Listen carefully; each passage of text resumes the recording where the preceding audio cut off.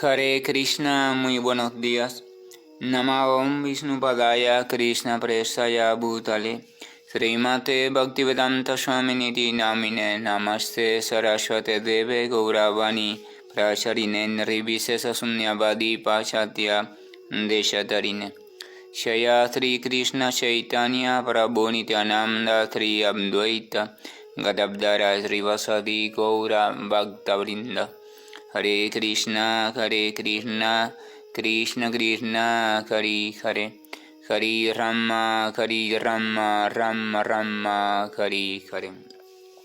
Hare Krishna, reiterados, vamos a continuar con las lecturas y propuestas de reflexiones de algunos de los textos del siempre maravilloso y radiante Srimad Bhagavatam.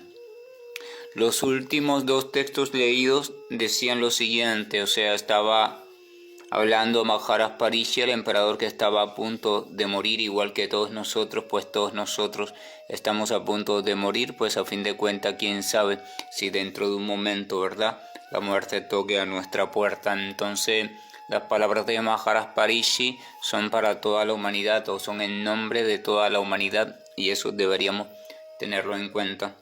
Maharaj Parishya, recordemos, también se encuentra dialogando, conversando, se encuentra inquiriendo, haciendo algunas preguntas a Sukadeva Goswami, la gran personalidad autorrealizada que había llegado allí hasta el lugar donde estaba ayunando Maharaj Parishya, un lugar tenido como sagrado, y por tanto allí habían también otros tipos de personalidades y personas haciendo sus diferentes prácticas, pero en ninguna de ellas encontró Maharaj Parishya respuesta convincente sobre cuál era el deber de la criatura viviente, especialmente del ser humano que está a punto de morir. Solo Sukadeva Goswami, desde su completa autoridad como representante del Señor, le pudo responder de manera perfecta y también de manera de acuerdo también al contenido de las escrituras autorizadas para la cultura y para la época, y esto era posible porque Sukadeva Goswami no solo era una criatura, un alma autorrealizada perfectamente, sino también un devoto del Señor. Y aquí hay una cuestión importante, porque no es lo mismo el término autorrealización que la cuestión de estar ubicado conscientemente y totalmente en la postura, en la posición del puro devoto del Señor, o el siervo amoroso del Señor Supremo. La autorrealización es un proceso que comienza con el darnos cuenta de que en verdad la esencia viviente no es este cuerpo, no es esta mente, no es ninguna de las cosas con las cuales se identifica el cuerpo. Por ahí empieza la autorrealización, así que es un proceso que en cada etapa simplemente va subiendo un peldaño más, o va integrando una comprensión diferente. Y en ese sentido se le llama autorrealizado a todo el que va transitando por cada uno de los peldaños. Pero uno puede comprender fácilmente que puede estar en diferentes niveles de la autorrealización y aún así no sentir un amoroso sentimiento, o no tener una amorosa actitud, favorable actitud hacia la verdad suprema, hacia el amoroso y siempre grato, siempre tan delicado Señor Supremo. Y por eso no se deben confundir los términos. El devoto incluye no solo autorrealización, incluye una actitud con C, una actitud de entrega favorable, amorosa, voluntaria a los pies del absoluto, a los pies del amoroso. Incluye un sentimiento devocional donde está la mezcla de el deseo genuino y espontáneo de servir, de tributar placer, de tributar felicidad, de estar en función del gozo de lo amado. Eso es parte de la devoción, y ese es el servicio sea, el servicio mezclado con el amor desinteresado y puro, puesto que cuando no es desinteresado y puro, en verdad no es amor pleno. Entonces, una mezcla de servicio y amor, o sea, servicio amoroso. Ahí la devoción, y siempre, por supuesto, entonces implica un objeto sujeto de devoción, un objeto sujeto de amor hacia el cual y con el cual intercambiar diversas actividades derivadas de tal posturas. Entonces, siendo eso Sukadeva Goswami, ese Sukadeva Goswami siempre estaba en conciencia de Krishna, en el estado de conciencia de Dios, y eso significa que está en una actualización continua. Hay una diferencia básica entre repetir las cuestiones que se leen o las cuestiones que se escuchan acerca del Supremo, ya sea derivadas de una cultura específica o como recordatorio o eco de una experiencia vivida a nivel personal. O sea, repetir eso, reiterar eso, volver una y otra vez al mismo punto almacenado en la memoria, incluso hasta revivirlo en nuestra memoria y hasta en nuestra vivencia del cuerpo, etcétera, etcétera, volver a sentir lo mismo, todo eso, evocar eso. Y el hecho de estar en una continua experiencia actualizada. O sea, siempre que dice, siempre que habla, siempre no está recordando, sino que está expresando, está sirviendo de directa expresión de lo que en ese instante está experimentando, está viviendo. Entonces, en ese caso, es la criatura que está más apegada, no, mejor ubicada en la real presencia del Señor. En el otro caso está ubicada en un reflejo específico de la presencia del Señor. Es como una fotografía o un clip de video. Usted toma una fotografía de una ocasión especial y después la puede rememorar, la puede mirar, la puede disfrutar una y otra vez y hasta convertirla en un ancla para volver a sentir lo mismo que sintió en esa ocasión. Pero esa fotografía no es actualizada. O sea, es importante, pero no es actualizada. Y en ese sentido tiene una limitante, tiene una limitación. O lo mismo pasa con un vídeo. Usted toma un clip de vídeo y verdad, pues, le sirve para muchas cosas, pero no es actualizado. Entonces, en ese caso, se vive la experiencia, pero a modo de reflejo, a modo de artilugios.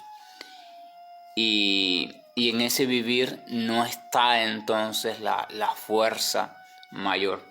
Sin embargo, cuando la criatura va desarrollando todo el proceso de purificación y llega al estado de total entrega e identificación con la suprema personalidad de Dios, por el amor creciente, el amor es progresivo, o sea, se llega al amor de manera progresiva y de hecho nunca se llega, porque el amor no tiene fronteras, nunca se alcanza la plenitud del amor. El amor es puro en todo momento, pero nunca puede llegar a ser totalmente pleno. O sea, porque si llegara un momento en que fuera pleno, entonces ya no hubiera oportunidad de seguir creciendo en el amor, y en el amor siempre se crece y siempre se crece. Y uno de los misterios del amor puro, y estoy hablando del amor puro, esto es importante, no es la concepción de amor que tenemos nosotros, es que aunque siempre se está creciendo en amor, y esto no significa que hubo un menor amor antes. El amor nunca es menor. El amor siempre en su estado natural es siempre más crecido, pero nunca fue menor. Sí, es un misterio que la mente lineal de pensamiento materialista no puede entender, porque la mente aquí funciona en coordinación con el tiempo y el tiempo indica un cambio progresivo, etcétera, etcétera. Pero en las cuestiones del espíritu no es así. Y son cosas maravillosas, son cosas buenas, son cosas hermosas en las cuales debemos reflexionar y reflexionar, no para teorizar, sino para entregarnos a esos misterios. Entonces, Los últimos textos leídos decían: oh gran sabio, o sea, está diciendo Parishya Sukadeva Goswami, oh gran sabio representante del Señor, ten la bondad de satisfacer mi ansia de conocer todo lo que te he preguntado y todo lo que no te haya preguntado desde el mismo comienzo de mis preguntas. Como soy un alma rendida a ti, por favor, impárteme todo el conocimiento relacionado con esto. Oh gran sabio, tú eres igual a Brahma, el ser viviente original. Las demás personas tan solo siguen la costumbre como la siguieron los especuladores filosóficos anteriores. Y con respecto a estos textos apuntábamos de manera breve y rápida.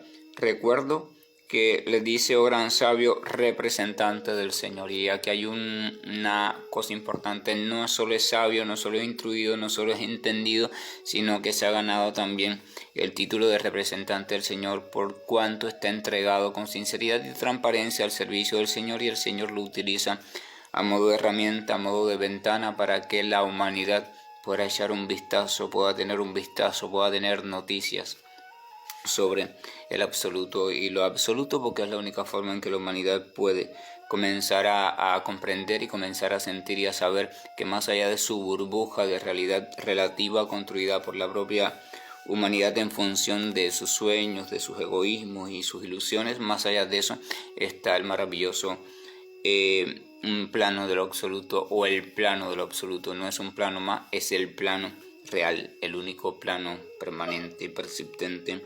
Entonces, sabio, representante del Señor, entonces ten la bondad. Veíamos ahí la mansedumbre y la educación del buen devoto, aquel que tiene a Dios en el corazón y que le va cultivando la relación con el amoroso. Entonces, sin duda alguna, y por fuerza del propio amor y el roce con el propio amor, se va volviendo cada vez más educado, cada vez más pleno en ese sentido, más perfeccionado en ese sentido, aún en las situaciones más perturbadoras y aún también en las situaciones que desde un punto de vista más interpretativo, podrían ser hostiles y cuestiones así. Él no pierde, y no es porque hace un esfuerzo para ser educado. Aquí hay una diferencia básica también.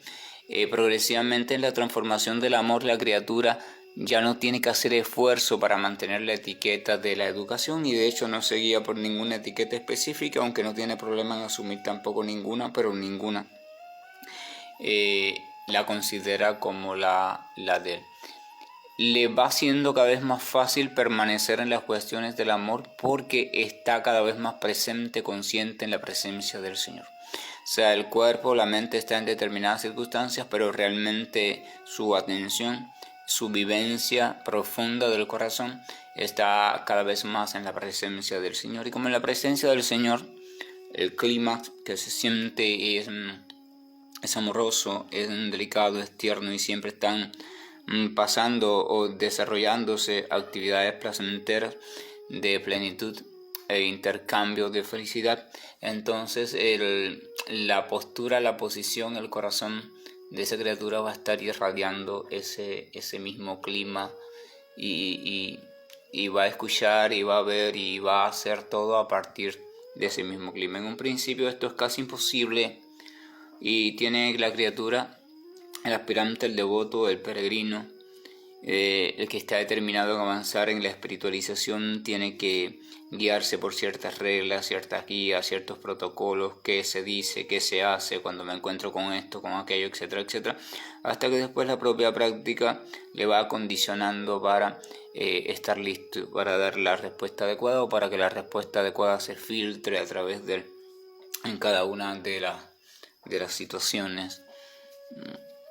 Y entonces dice: como soy un alma rendida a ti, por favor impárteme todo el conocimiento relacionado con esto. Y veíamos la rendición como una condición indispensable, y sin humildad no puede haber rendición. Por tanto, los pretenciosos, arrogantes, orgullosos nunca podrán escuchar respuestas verdaderas de almas autorrealizadas, porque la humildad es un requerimiento básico y elemental.